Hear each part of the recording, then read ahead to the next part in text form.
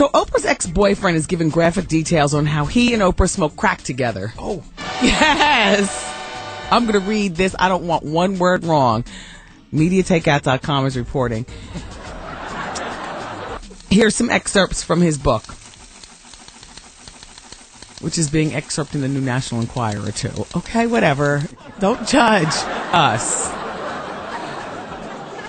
But Fred picked up the Enquirer, and he put it on MediaTakeout.com, so he saved us all some money. Thanks, Fred.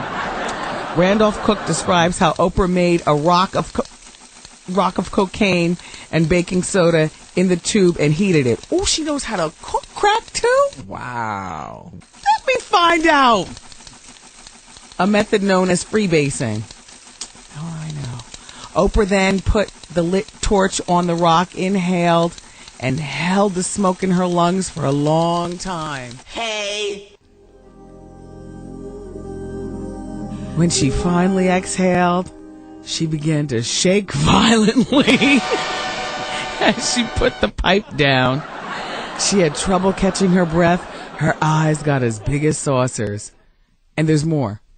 We smoked at least 3 other times together. Sometimes we would smoke up until her limo. Wait a minute, this is famous Oprah smoking crack? Oprah, let me find out. All sedity. You've been smoking crack since you were famous like that? A limo? Wow. We're like Bobby and Whitney, Oprah. We have a lot in common. And now we're all good with our thyroid disease and our fat, right? And our talk shows.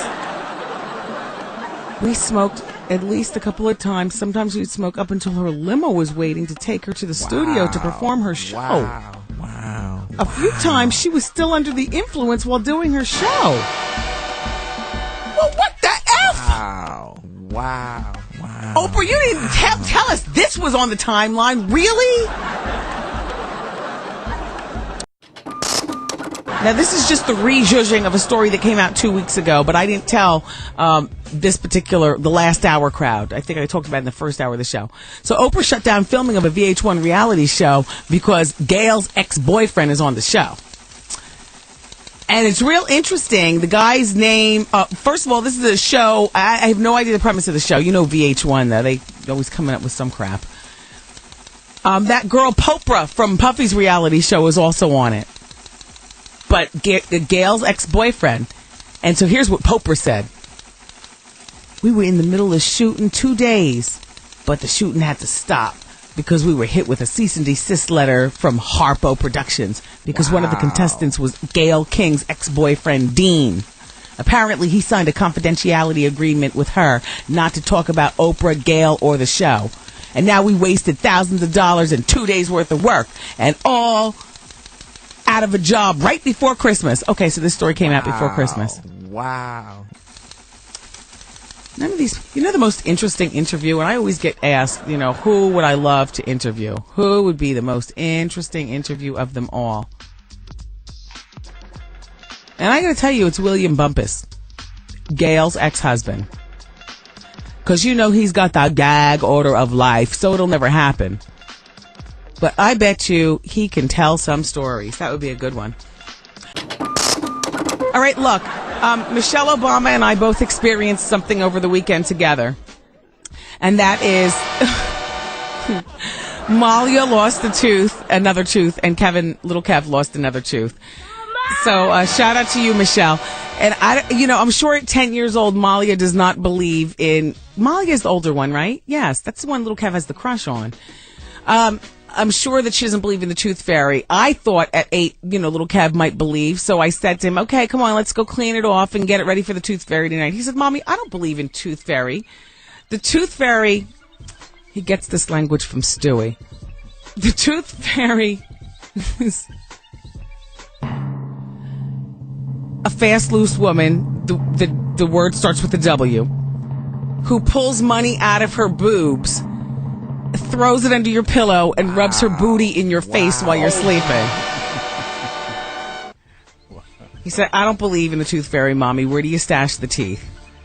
So I went to a piece of collector's crystal in my, china cabinet, And it has a top on it, and inside of it I have every one of his teeth, and the only pacifier he ever cared about. He sucked a pacifier for maybe 5 days, and then, then he's ready to talk and stuff. So, it's funny how the kids grow up, right? Michelle, does Malia, I'm sure she doesn't. Does Sasha believe in the tooth fairy? Is Tamika Foster, Usher's wife, going to be on the Housewives of Atlanta? She's already a made woman. That would be lowering her standards, don't you think? Just passing that along. We'll be back.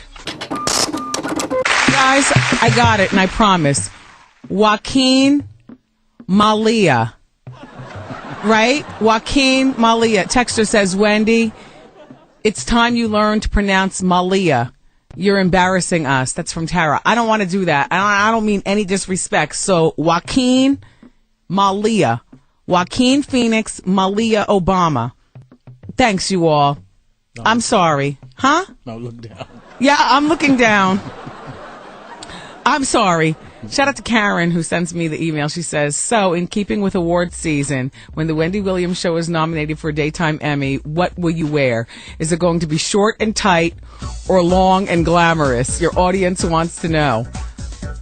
Can I tell you something? I am forever tacky, but I must say it'll be long and glamorous because that'll be lights, camera, action, and it'll be daytime. I only wear short and tight after midnight when there's drink in my cup and I don't give up. And you know what's up. It's short and tight in the club. But, yeah, I would love to get a Daytime Emmy. Thank you so much for asking. And I have a stylist, and I do listen to suggestions on Showtime. On my time, it's what I want, and that's it. Naughty wig and short, tight, and tacky. You know me. I'm not changing. How I'm doing. Hello. Yes, hi, it's Wendy. I'm coming. I'm on the phone with Wendy Williams, girl. I'm coming. Hold on. Hi, Wendy. Hey, how you doing? What's going on? Wendy. Yes. I'm so ugly. I go to the club, and the way just get the guys to look at me, I have to show my butt, with my tight underwears, and they still won't look, Wendy. I don't know what to do, girl. I'm just so ugly. I cry. I don't know. I try all my hairs. I try braids in my hair. I'm still ugly. I try short haircuts, girl. I'm still ugly. I try. Girl, I'm about to become a drag queen. I don't know what to do, Wendy. That's a trick. I mean, I got to tell you something, and take it from a woman. Makeup works wonders. I know. I put makeup on, Wendy. I'm still ugly. I don't know what to do, girl. Hey. David's 46. David likes a guy at work and wants to know how to tell him. David. Yes. How you doing? How you doing? Is the other guy gay? No, he's not. Well, then I would suggest to David, honey. Back there. Honey, leave it alone. Leave it alone? Does everybody at work know you're gay? No. Okay, David, don't do it. So what you want to do is you want to pull a heterosexual man out of the closet. Does everybody outside of work know you're gay? No. Well, how do I hear Queen all through the telephone? You think you're hiding this from people? I hear you're gay right through the phone. High booty and perched lips, right? I met you before, Wendy. Okay, but this is about you. Listen, I wouldn't tell him that you like him. You wouldn't? Mm-mm. Just leave it alone? Just leave it alone. It's bad and it's dangerous enough getting involved romantically at work, but getting involved in a down low gay relationship at work could blow up in your face. And you're 46 years old. You and I are virtually the same age. All we've got are our reputations regarding our workplace. Like, we're not 26 anymore, David. You know what I mean? Now is not the time that we want to ruin our workplace reputations. Okay. All right. Take care, sweetheart. Right. Bye-bye. Bye. I am choosing to look down, and I've looked down from the beginning because I love Neo, but he is ranting about this whole Jeezy living. Apparently, there are two high rises, and Jeezy lives in the high rise next door, and that's what he saw. And so part of what Neo is saying is the whole gay thing, for goodness sakes, it's been 4 years and y'all still on that, huh? The whole boys song and a song go over there.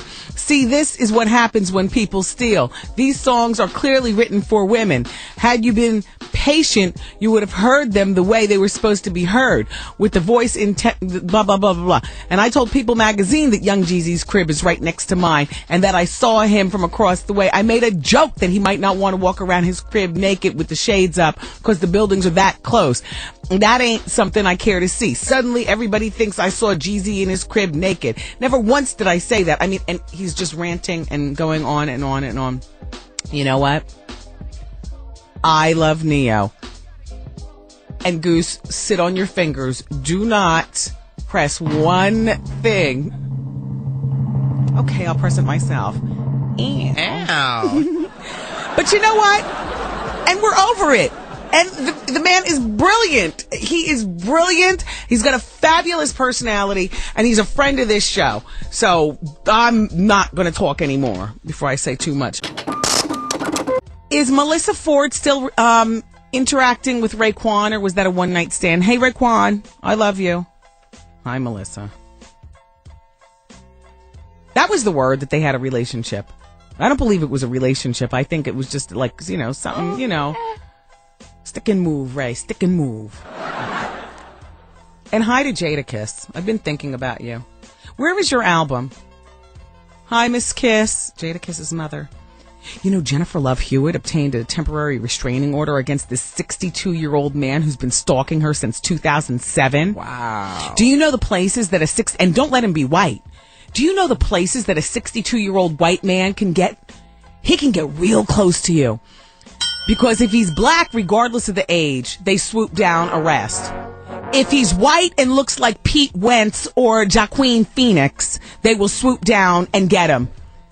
But a 62-year-old white man in America is the epitome of the establishment and can get so close to you, he can virtually shank you with a silencer.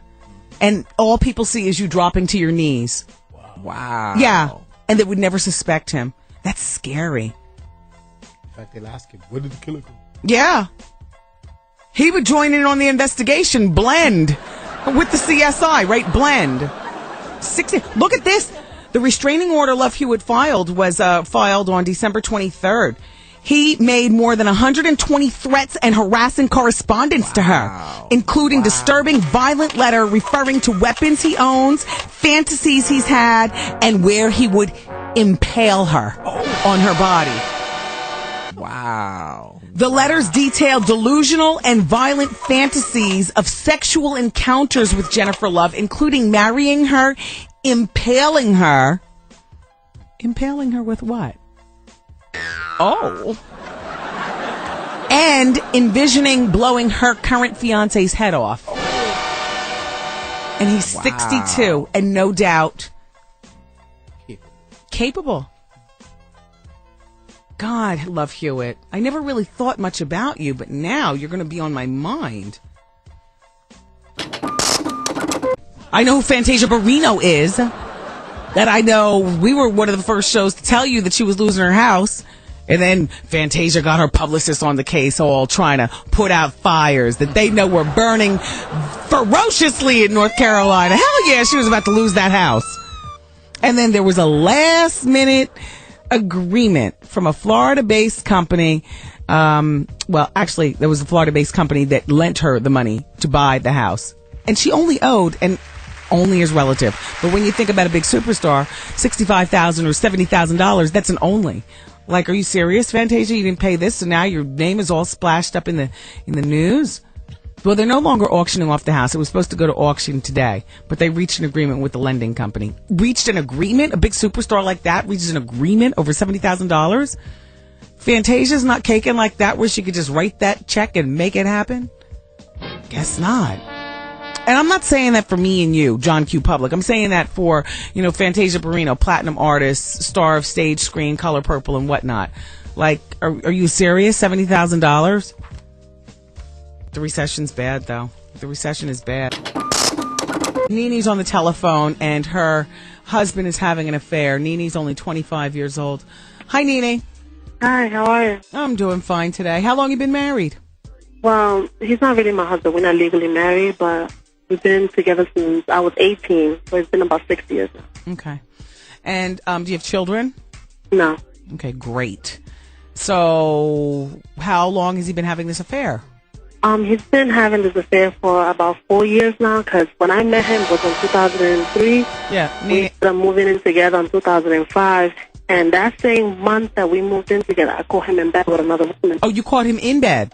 Yeah. And so what is it about him that makes you stay as opposed to leaving? Because that's what I'm proposing. I got 30 more seconds for this conversation, Nini. You don't need to be there. You have no children by him. You've been with him since you were 18 years old. You're now 25. I do love him, but I don't know. You'll get over it. You'll get over it. Is he 25 like you? No, he's 33. Okay. He's absolutely played you, and he absolutely played you with the worst kind of cheating, the kind you walk in and see him luxuriating with another woman. He's got you. And I know you love him, but you know what? You'll get over it. Have enough faith in yourself to believe that you'll get over it. It's time for you to pack up your stuff and move out of the house and not accept anything except for him in your rearview mirror. Thank you. You're very welcome. Bye. Wow. Can you imagine that? Can you imagine walking in on your man? And he's not, and she calls him husband, but that's not husband. I hate when people play around with husband, wife, husband. I hate that. Shout out to Kim. Kim sent me this email. She says, Wendy, I'm the owner of a small commercial cleaning business. I've been in business for 10 years. Like many, I've fallen on extremely hard times. Last year, I lost all of my local government contracts to unfair and unethical bidding practices. I learned quickly trying to fight the government doesn't work. I'm in the process of rebuilding my business and acquiring new business. I've been living off of my credit cards, and the payments are overwhelming me. I know I'm not your relative.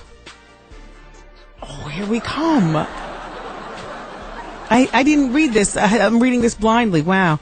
I know I'm not your relative, but would you consider lending me what I need to pay off these credit cards? I will make payments to you instead of those credit card companies.